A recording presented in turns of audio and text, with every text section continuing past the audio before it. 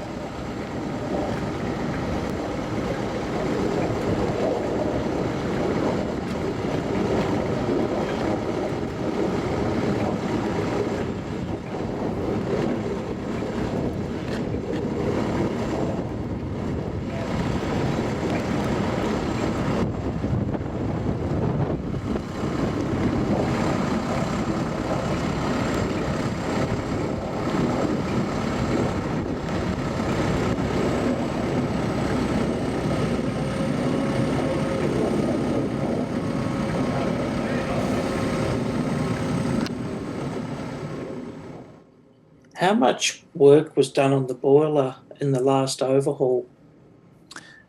A fairly thorough overhaul. We had, I think, the biggest component we had to replace was the smoke box tube plate. So that was a fairly major component that had to be replaced. Obviously, tubes and a lot of stays and all the usual things and various running repair, should we say. But the fireboxes was in relatively good condition, so there wasn't too much had to be done on that. There was a lot of boiler work done on the previous overhaul 10 years ago, so some of that was still in good shape. Yeah, I mean, it's a big activity, the boiler overhaul, but we didn't have to put a new firebox in or anything sort of significantly scary like that in terms of the cost of doing that. So was it done at Llangollen? That's right, yes. It was a subcontract activity at Llangollen. And who did the boiler work originally? 10 years ago? 10 years ago, it was done at the North Yorkshire Moors by their boiler shop. We've always tended to subcontract the boiler because it's a fairly specialist activity. And with the mainline registered locomotives, you have to use competent people and get everything signed and sealed. We were quite lucky this time that actually one of the team who was involved in the overhaul 10 years ago, a former chairman of the society, had actually sort of semi-retired to Llangollen. And he was intimately familiar with the boiler and the locomotive and all the engineering. So he was our man on the ground in Llangollen, which was a major bonus for us. So he kept a very close eye on what was going on and totally involved in that process. We looked around at the various locations where we could get the overhaul done, and Llangollen combination of what they offered, the timescales, etc.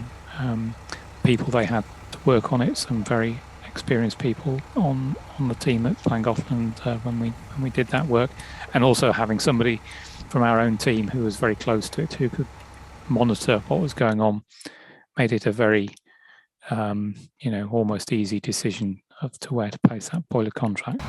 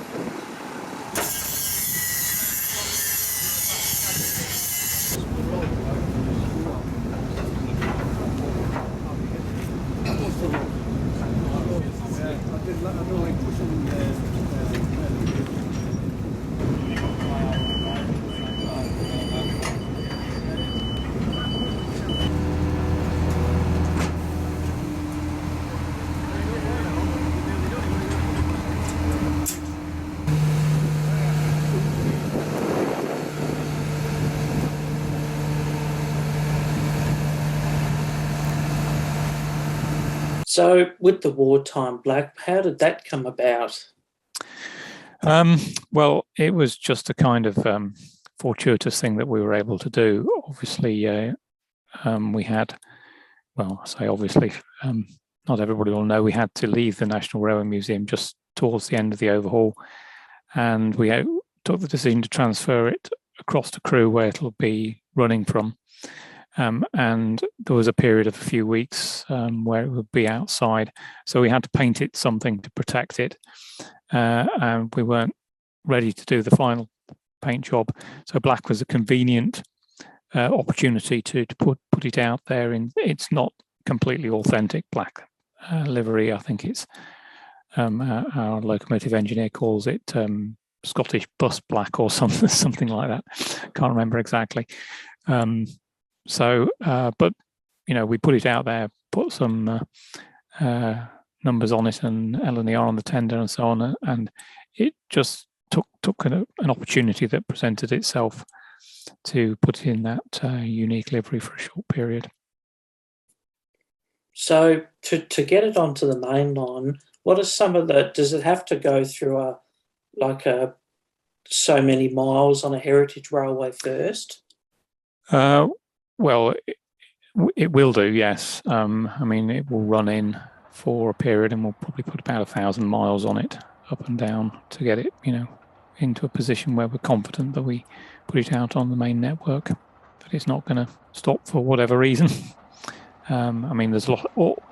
The overhaul has been exceedingly thorough. The team has done an amazing job. Every single component has been stripped back and looked at, and they're, all the bearings are new, and much of the material has been refreshed or realigned, and so there'll be, it's almost inevitable there'll be one or two. I mean, there's always some desnagging when the locomotive comes back into steam, so there'll be a few things, I'm sure, which need a spot of adjustment, which is just normal, and we'll shake that out before it goes on the main line. Are there any other bits and pieces about the loco that the viewers might find interesting to hear about? Well, I think there's lots of interesting things about the locomotive, but that's because I'm very close to it. I don't know. It's a fairly unique locomotive and a fairly unique society that owns it, because we've owned that locomotive since 1966. So there's no other society which has been running a locomotive on the main line for that long, where you can become a member and be a sort of effectively a part owner of that locomotive. And we've been doing that 50 plus years. So it's a fairly unique organisation behind the locomotive to keep it still on the main line. It's a celebrity locomotive. It always has been since the day it was named after Sir Nigel Gresley, and we're very lucky to have the association with that name, and we're very proud to sort of keep the locomotive in operation in tribute to the great man. And so there's a lot of pride and interest and history in the locomotive, and we're proud to keep it on. Interestingly, it did more than 112 a few months before. It's got a sort of unauthenticated 117 miles an hour to its name as well. But that was, there was the driver at the time was the same gentleman, Bill Hall, who was famously associated with the locomotive as the 112 mile an hour run, and he just gave it a go down Stoke Bank one night, and there was a track recorder, permanent way engineer on the train, and he recorded it at 117 miles an hour, which was, of course, way over the speed limit it was supposed to be adhered to. So there's a bit of a rearguard action by King's Cross Shed to protect Mr. Hall, and I think the story was that he was standing in for another driver. So first of all, they blamed this other driver who pointed out that he was actually on holiday at the time, and then there was various things before.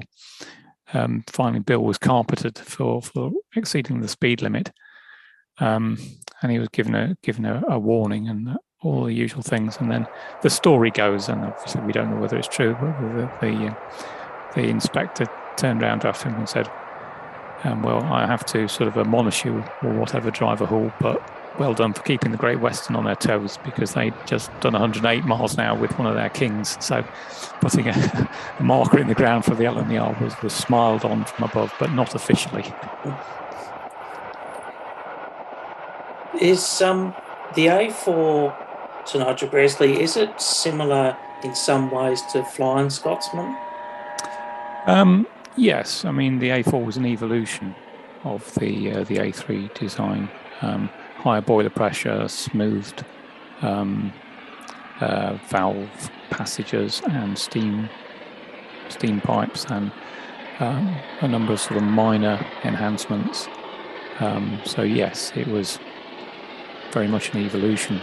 I mean, though it went from drawing board to the design went from drawing board to operation from, what was it, February, March 1935 through to September when Silverlink steamed out of King's Cross. So 7 months or something of that order to build a completely new class of locomotive and get it out there. So it obviously wasn't all designed from scratch. There was a lot of evolution from the A3s. What's the future for Sir Nigel Gresley? Will it continue to run on the heritage lines and the main line? Yep. As long as we're allowed to. The constitution of the organisation states we must keep doing that as long as we possibly can. So we'll do everything we can. The agreement we've put in place with Locomotive Services to operate the locomotive for the next 10 years on the main line is a very strong bedrock for building the finances.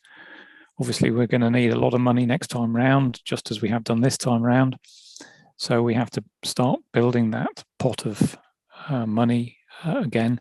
So we've got a very strong basis for doing that, between the operation on the main line, for which we've got a good deal, and operation on heritage railways, and also the fundraising activities and sales activities and all the contributions from our many supporters and members. You know, we think the future is good. We're also hoping to do some, you know, we've got plans. We've got a very good engineering team around the locomotive at the moment, and we need to retain that and bring in another generation. So one of the things we were very pleased to be doing at York was to have a set of junior volunteers who are getting involved, bringing in the next generation, passing on the skills, all that kind of stuff. And that's important. And we've got various plans which we hope to put in place over the next year or next 6 months or so, which will carry that on once the locomotive is running as well.